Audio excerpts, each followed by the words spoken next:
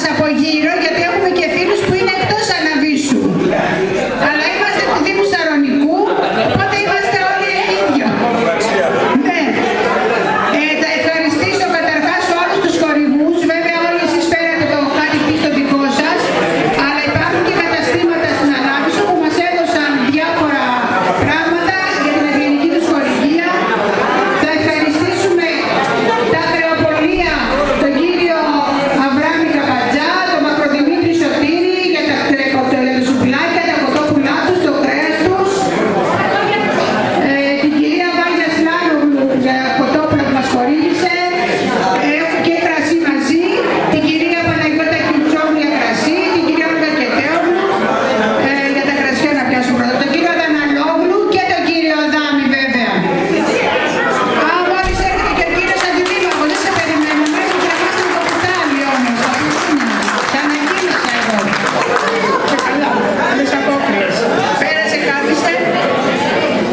Ευχαριστούμε επίσης τα αρτοποιείο Φούρνος από το 1905 του κυρίου Μουτσόπουλου Δημητρίου. Βρίσκεται στη Βασιλέως Γεωργίου και Αριστοτέλους. Είναι νέα διεύθυνση ο Φούρνος, ο οποίος μας χορήγησε ο άνθρωπος και το ψωμί του που είναι πολύ ωραίο, όπως το είπε η κυρία, και το γλυκάκι που θα επακολουθήσει, το χαλβά. Και μια κυρία βέβαια μας έφερε χαλβά, θα το δώσουμε μαζί. Επίσης το φούρνο του Αποστόλη, γι' αυτό και εκείνος μας προσέφερε τα πατώσα λε.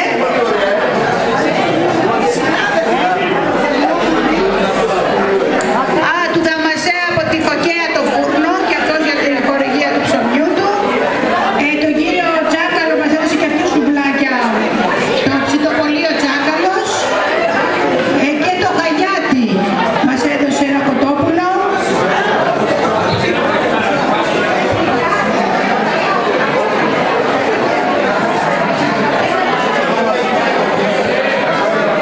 Αν κάτι θέλουμε θα σας το πούμε πάλι στο μέλλον. Τώρα μπορείτε να σηκωθείτε, να χορέψετε, να διασκεδάσουμε. Εάν φάγατε φυσικά να χορέψετε για να ξαναφάτε.